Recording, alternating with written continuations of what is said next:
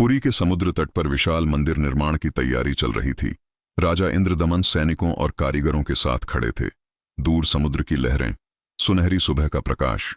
हजारों कारीगर भगवान श्री कृष्ण के लिए भव्य मंदिर का निर्माण कर रहे हैं। पत्थरों को तराशते हुए कलाकार। समुद्र अचानक उग्र हो जाता है।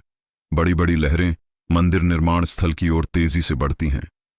कारीगर घबराकर भागते हैं। विशाल समुद्री लहरें अधूरे मंदिर को तोड़कर बहा देती हैं। पत्थर और लकड़ी पानी में गिरते हुए राजा इंद्रदमन दुखी होकर यह दृश्य देखते हैं। राजा इंद्रदमन चिंतित होकर समुद्र किनारे खड़े हैं। वे सोच में डूबे हैं कि मंदिर क्यों नहीं बन पा रहा।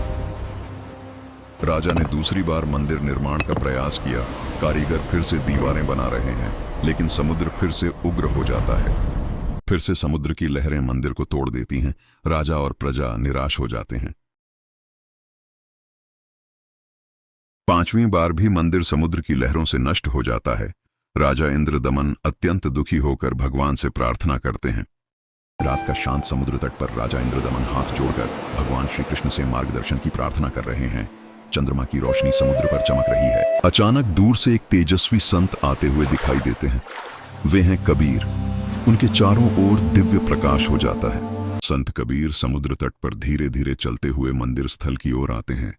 लोग उन्हें आश्चर्य से देख रहे हैं। संत कबीर समुद्र किनारे एक पत्थर के चबूतरे पर बैठ जाते हैं। यही स्थान आगे चलकर कबीर चबूतरा कहलाता है। संत कबीर शांत भाव से समुद्र की ओर देखते हुए ध्यान में बैठे हैं। समुद्र के पीछे विशाल लहरें उठ रही हैं। संत कबीर खड़े होकर समुद्र की ओर हाथ उठाकर आदेश देते हैं। उनका चेहरा तेज से चमक रहा है। संत कबीर समुद्र को चेतावनी देते हैं कि अब यहां भगवान श्री कृष्ण का मंदिर बनेगा और समुद्र को पीछे हटना होगा। समुद्र की लहरें अचानक शांत होने लगती हैं, जैसे किसी दिव्य शक्ति ने उन्हें रोक दिया हो। समुद्र धीरे धीरे पीछे हटने लगता है।